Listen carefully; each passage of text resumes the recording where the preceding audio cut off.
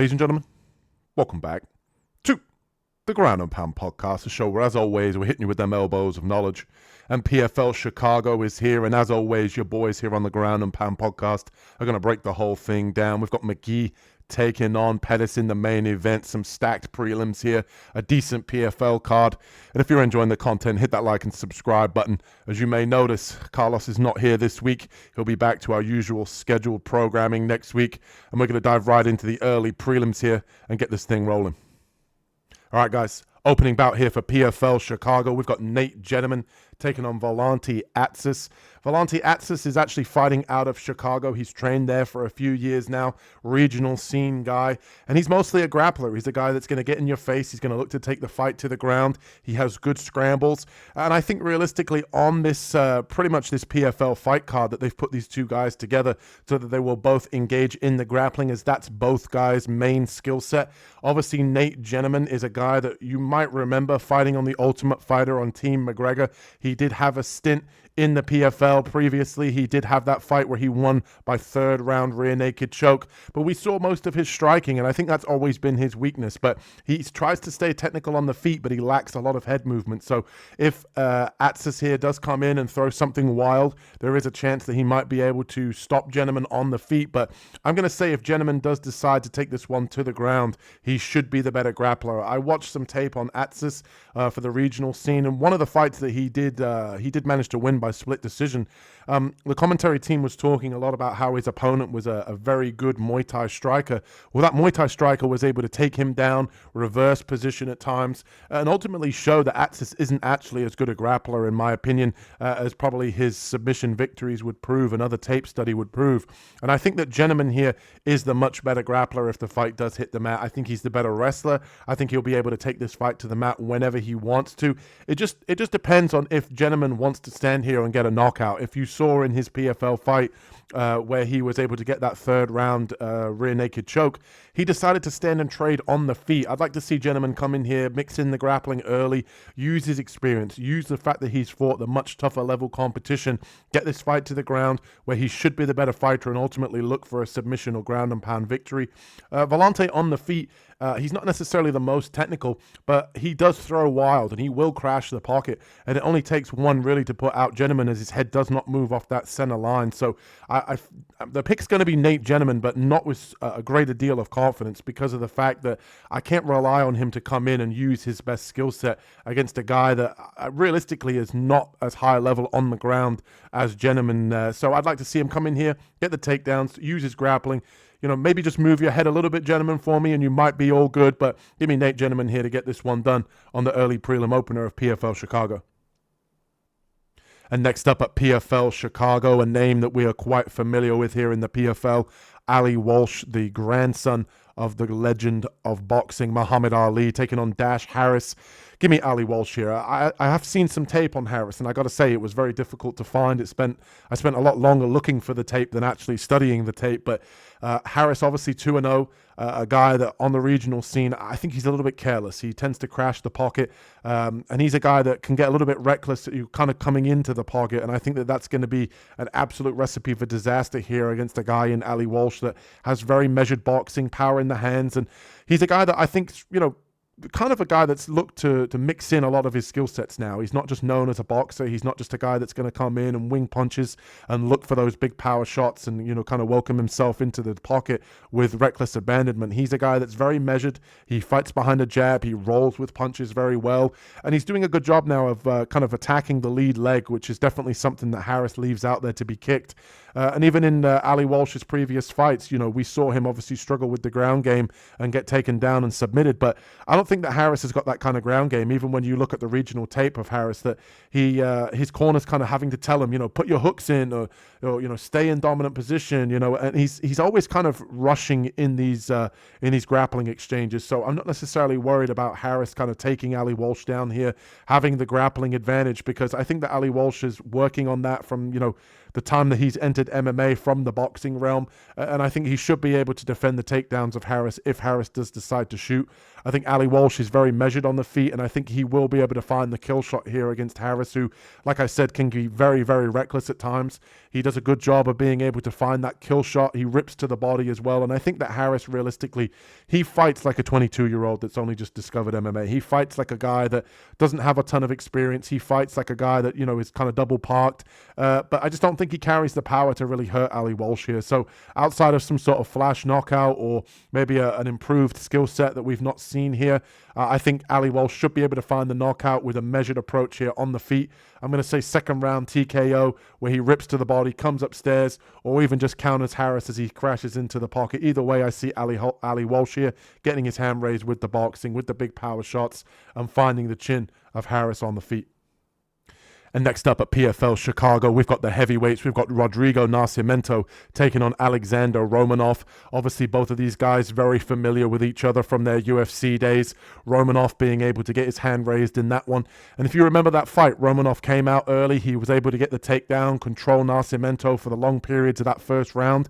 And then, as Romanov always does, he gets tired, and then it gets a little bit sloppy, and he was able to win another round and ultimately win the decision there. But Nascimento, man, he's obviously come out of the UFC, come over to the PFL, and he's not been having too much success himself. He does fight behind the jab. He does tap the low kick. He will look to implement body lock takedowns where he has good BJJ, but in this matchup against Romanov, he obviously struggles on the ground because of Romanov's sort of size and wrestling. And I think that realistically on the feet, Nascimento should have the advantage if he lets his hands go. But obviously Romanov, a guy that fought over in the PFL World Tournament against Oleg Popov, didn't have success there. And then ultimately he got, I don't know if he got cut or they didn't re-sign him, but now back in the PFL, he was scheduled to fight in bare knuckle and taking this one on short notice. So who knows how Romanov's cardio looks? Who knows what skill sets he's really been working on here in terms of MMA and his wrestling? But give me Nascimento here. I don't trust Romanov on short notice. I think he might be underestimating Nascimento here. Nascimento is going to be very, very desperate to be able to get in the win column after a string of losses. And he's going to want to get this one back, obviously, after losing to Romanov. Let's not forget, this first fight was very close inside the UFC. And I think if Nascimento can keep this one on the feet, pepper the jab, and ultimately have the better moments on the feet and maybe even the better cardio of a full camp, it might serve him better in this rematch here. And I never trust Romanov, especially on a full fight camp, let alone short notice here. So give me Rodrigo Nascimento here. I think he's going to be able to have more success on the feet, more output. And I think, even if Romanov does get early takedowns here in round one, I do think that he will gas here on short notice. And this guy, let's face it, some of his full camps are a little bit questionable. He trains out of his own gym. I think he's always been big fish, small pond.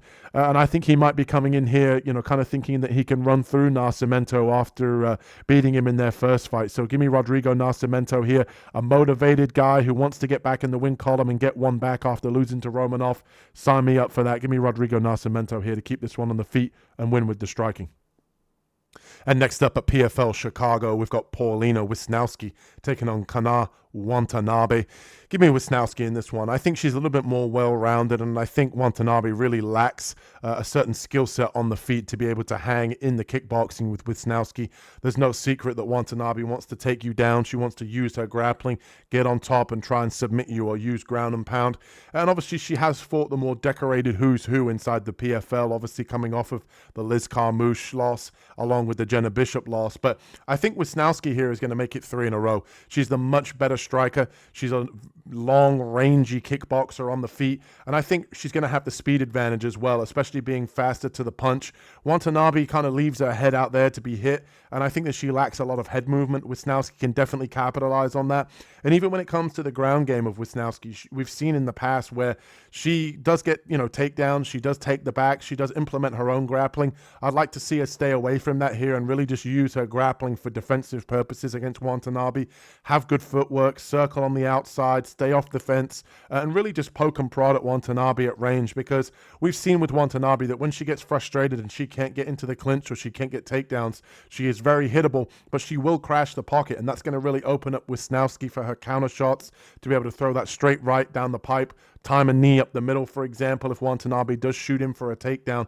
And I think this fight's really just going to come down to, can Wisniewska stay off the ground, sprawl and brawl, and keep this one on the feet? She's the much better striker. Watanabe will leave openings if she cannot get this fight to the ground. So Wisniewska doesn't necessarily have to really set things up on the feet. She can almost let Watanabe kind of come to her and almost be the aggressor and look to counter, as long as she's not too passive here, getting backed up against the fence. She needs to at least keep Watanabe in the middle of the octagon here, pepper her with the jab, and time some sort of uppercut or straight right to be able to kind of keep Watanabe at bay.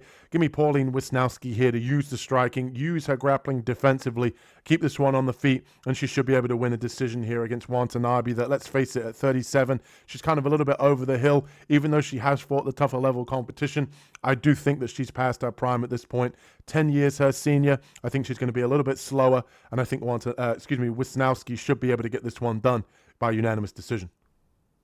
And next up at PFL Chicago, we've got James Vake taking on Omar Dafrawy. And I think both guys here very credentialed on the feet. Different styles of striking, but they're both used to the same thing. They're both used to their opponents coming in and looking to level change and mix in the wrestling and take them to the ground. James Vake trains out of City Kickboxing, which is a gym that's renowned for good takedown defense. But I think if you dive a little bit deeper into that 7-1 record, yes, he is able to defend most of the takedowns, mix in some of the grappling of his own, and ultimately win fights on the feet. But if you look at that 7-1 record, he is fighting a much lower level of competition than Dafrawy is. Dafrawy fighting over in the PFL. He has fought the much higher level competition, and I think that's going to serve him well in this matchup. And if you look at Dafrawy's last fight, it goes testament to exactly what I'm talking about with both of these guys.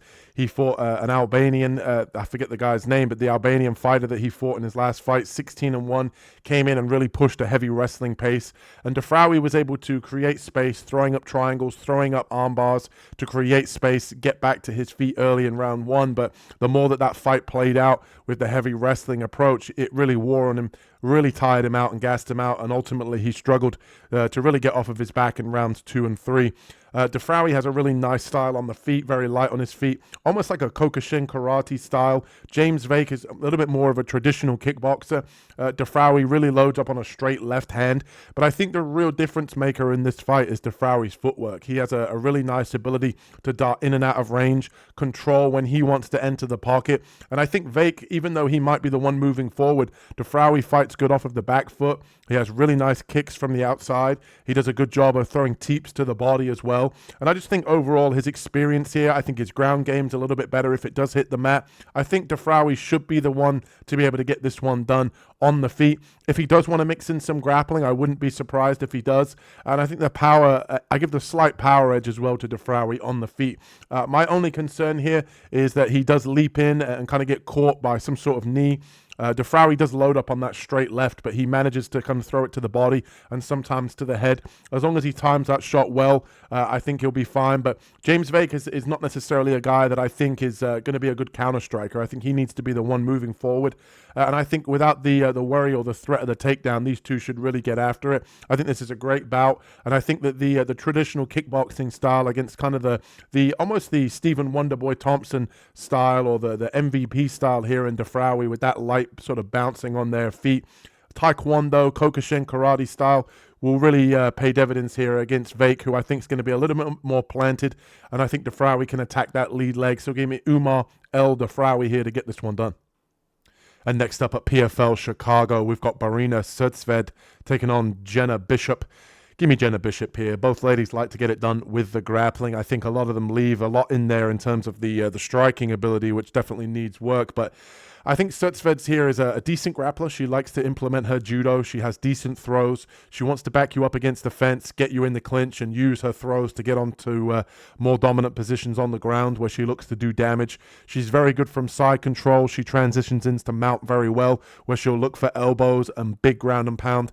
But I just don't think that she's going to have that much success against Jena Bishop. I think Jena Bishop's going to be too savvy for her on the ground, and I think that she's actually the better overall wrestler. And I think if Jena Bishop does a good job of staying out of the clinch in this matchup, she should be able to kind of attack the legs here with the wrestling, get this fight to the ground and implement her BJJ, where she is obviously decorated. A lot of her losses are coming against, the top, kind of cream of the crop in terms of this division.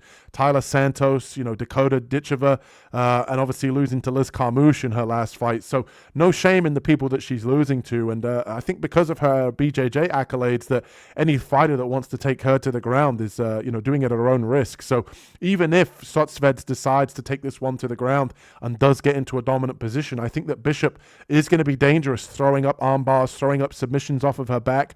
My one concern here is that Bishop, kind of plays guard too much, and Tsertsvadze is able to get into a dominant position on top and kind of ride out rounds in dominant positions, landing ground and pound and softening up Jenna Bishop. But I think Jenna Bishop can get this one done. She's proven to be tough. She's proven that on the feet, even though she lacks, kind of striking abilities, that she will give one to get one. She will bite down on her mouthpiece. She has shown toughness. So I like Jenna Bishop to get this one done. I think she is a respectable favorite here, and I can understand why. Obviously, Tsertsvadze's, level of competition isn't great. 0-0, 2-0, not their best level of competition, and Jenna Bishop's only losing to the best. This is a big step up here in competition at PFL Chicago for Tsertsvadze. So give me Jenna Bishop here to get this one done. The savvy veteran here at 40 still has some life left in the tank, in my opinion. She is decorated on the ground. If she does play this one out on the feet, I think she can bite down on her mouthpiece, show some real toughness, put a lot of volume out there. So give me Jenna Bishop here to get this one done. Not super confident, obviously, at 40, but I think she should be able to get this one done against the up-and-coming PFL Chicago debutante here in Tsertsvadze. Give me Jenna Bishop to get it done. And next up at PFL Chicago, we've got Shanna Young taking on Viviane Araujo, the former UFC dropouts. Give me Araujo on this one. I think even though she is the older fighter in this matchup and she is a little bit shorter in height, she does have a 3-inch reach advantage here, but I think she's a little bit more decorated everywhere. If you look at the grappling of Araujo, she started off before her MMA career, a highly decorated judoka along with her BJJ black belt, and I think that she's the better athlete in this matchup. If you look at Shanna Young, she's a little bit plodding, a little bit flat-footed on the feet, and I think she's a step slow in most of her fights. And if you go and look as well about the level of competition that Shanna Young has been fighting recently, a lot of these fighters I would expect Viviane Araujo to really mop the floor with. So I definitely think Araujo should be a rightful big favorite here, even at 39 years old. And even if you go back and look at her previous fight against Tracy Cortez, inside the UFC is done very, very well. She's been on a run, good wrestler. And Viviane Araujo had moments in that fight. She was able to reverse position in the first round after Cortez took her back. She was able to scramble and ultimately get on top and land some nice ground and pound. On the feet, I think she's a lot cleaner striker. I think that her Muay Thai game is better than Shanna Young's. I think she has a little bit more pop, a little bit more speed in the hands. My only real concern here is that at times Viviane Araujo can be a little bit low output. Young is somebody that will mix everything in, and she will have a barn burner. She will get in your face. She will put out a lot of output. Not necessarily the most technical, but I do think that if she does bring the fight to Araujo, she might be able to have a little bit more volume and ultimately win rounds just based on volume on the judges' scorecards. But I'm going to go with Viviane Araujo here. I think if this fight hits the mat, she should be able to have the better of the exchanges on the ground. If she does get taken down, she should be able to throw up triangles, arm bars, or go for Kimuras in order to sweep and get into dominant positions. And I just don't think that Young has got much in the way of in power to kind of get the respect of Araujo. As I said, it's more of a volume and toughness at this point in Shanna Young's career. And I just think Araujo is just a little bit better everywhere. So give me Viviane Araujo to get her PFL career started in the right way in the win column. And next up at PFL Chicago, we've got Gabriel Braga taking on Cheyden Leialoha. And I got to say, man, Braga's a big favorite for a reason, and it makes sense here. He was originally supposed to be on this card. I believe when I looked earlier, it's minus 800. It could be more now, but it makes perfect sense to me. Leialoha stepping in on somewhat short notice. And the one kind of star points that Leialoha gets is that he does train and has in his corner Max Holloway. Whether he will be cornering him for this fight, I don't know, but Leialoha, the level of competition that this man has fought in his 11 victories, most of them do have losing records. And he's a guy that wants to come in and he wants to grapple, he wants to wrestle, but he doesn't have the control or the cardio to keep that for the course of 3 rounds. And I think when his opponents, he's not able to control them and have them in one position at one time, they get back up and he has to rinse and repeat, and that causes him to gas out and get tired. And I just think wherever this fight goes, Gabriel Braga is going to be one step ahead, and I think that he's much better wherever this fight goes. He has more power in the hands. He's a much cleaner striker. He's fought the high-level competition. He's the better wrestler, and to me, Gabriel Braga is a big favorite for a reason. He should be able to get this one done on the feet or on the ground, and I just don't see a way that Leialoha here is going to have success. He did fight on the Contender Series, losing to John Castaneda, and I just don't really see, other than that being his highlight of his whole career here, him pulling off this big upset here against Gabriel Braga. So give me Gabriel Braga here to get this one done. Originally on the fight card, I think he should be able to get the finish here against Leialoha, who doesn't have a lot to offer other than maybe some early takedowns in round one. And that brings us to our next bout here for PFL Chicago. We've got Raufeon Stots taking on Renat Khavalov. And I got to say, I'm a fan of Stots, but I think this is going to be too much here. Give me Khavalov. Both guys obviously with the wrestling background. Renat is a guy that trains under Khabib. He is obviously that Dagestani pedigree of wrestling that we all know and love here in the sport. Or maybe you don't love it. Maybe you're not a fan of the Dagestani style. But one thing I will say about Khavalov is he has decent striking. He's not just a guy that lays and prays. He looks to do damage once he gets you to the ground. And he has a high pace that he can keep up. You go back and look at his previous fight. He was able to get his opponent down multiple times, wear on him. But on the feet, he's looking to do damage. He's swinging with the big, kind of big shots, the big punches, and he times them well, and that really sets up his takedowns. He gets his opponent worried about the big power shots coming at them, and then he level changes, gets to the hips, and is able to take his opponent down. He has good top control. He lands elbows. He beats you up in the clinch, and he's not just this guy that comes in and lays and prays. He obviously goes for that Dagestani handcuffs, really cuffing the legs with his legs and beating you up from those positions. But I just think realistically what this fight comes down to is the age gap between 37 and 27 here, 10 years the senior in Raufeon Stots, a guy that I think is a nice addition to the PFL. He's a guy that's fought over in big promotions here, but I think he's just past his prime. And I just think when you look at Raufeon Stots in this matchup, he's going to be outclassed, and I think Khavalov is a guy that's going to be a little bit busier, a little bit more active on the feet, and that's really going to set up the takedowns here for Khavalov. Even if he doesn't get them, I think Stots is going to be so worried about the level changes that he's then going to be open on the feet for Khavalov's power shots. And I just think that Khavalov's going to have the bigger moments. And you look at Raufeon Stots in some of his previous fights, that if he can't get the fight to the ground, although he does have decent stand-up, kind of measured kickboxing, it's one at a time. I don't think he's that dangerous on the feet, whereas I think Khavalov has the more sort of explosive moments, the bigger power shots that he can hurt Stots with. And I just think here, realistically, Stots is going to be a step slow. He's going to be worried about the takedowns. I think he's going to be at a speed deficit here as well. And I think realistically that the pace that Khavalov can push, he's going to be the busier fighter, in the judges' eyes. And I think that's what it's really going to come down to. Obviously, training with Khabib Nurmagomedov, he's going to be in good shape. He's going to be able to push a pace, and he's going to be ready for this one. And I think he's a nice addition to the PFL. I think Stots is kind of on his way out. We've seen him now get chinned and rocked in multiple fights. And I just think here, realistically, he's going to be between a rock and a hard place. He's going to be defending takedowns from a guy that I think is the better wrestler, along with that, having to worry about the power shots coming back at him. And I think it's just going to be too much here for Raufeon Stots. So give me Renat Khavalov here to get this one done. I feel confident in him. He should be able to get this one done. Still undefeated at 11-0. He has a nice game. He can mix in kicks. And I just think Stots is kind of past his prime here. He's still formidable, don't get me wrong. He might be able to keep this one competitive, but I just think all the activity and damage is going to come on the side here of Khavalov. So give me Renat Khavalov to get this one done.